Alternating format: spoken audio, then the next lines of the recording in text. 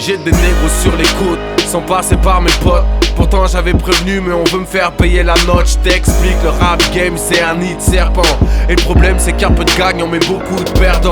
Quand tu commences tes supporters sont du genre fervent. Mais un truc vient brouiller tout, évidemment c'est l'argent.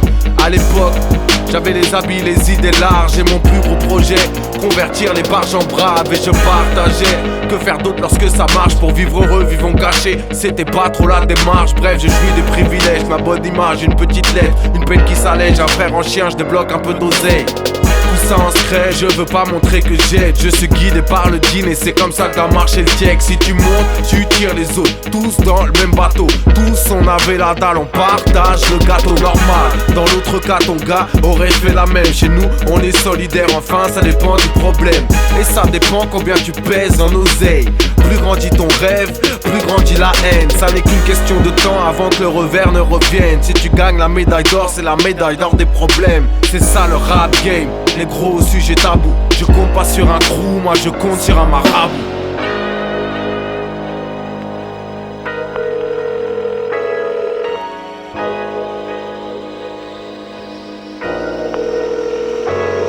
J'avais rendu un service, mais les frères ont du vice. Ils utilisent ton service pour te faire des sévices. Voulaient me faire des services volés depuis Yannick Noah. Car les négros croient que tu dois être noyé dans le genre A. Ça laisse des coups de fil de plus en plus pesants. Du genre faut rappeler tout de suite, c'est tout le temps urgent.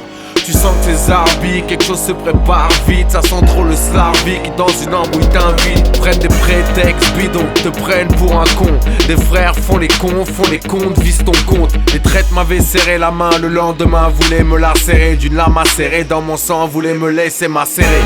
Et les taux n'a fait que se resserrer. Jamais tu te dirais que des frères oseraient. Je te raconte la suite en direct du terre-terre, ouais en direct du traître. C'était l'époque où ma femme était enceinte.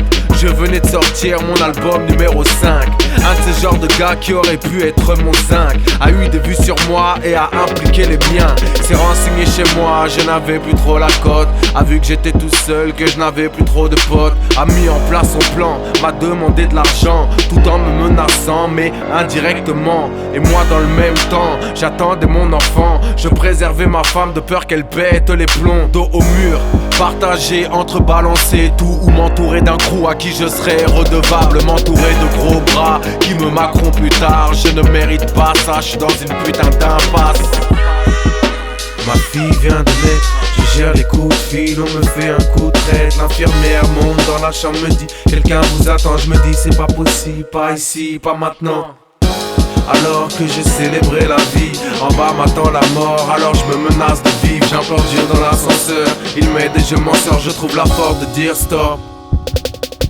Et si je dois être honnête, voilà pourquoi j'arrête. Je ne céderai jamais, je crois trop en Dieu pour craindre un homme.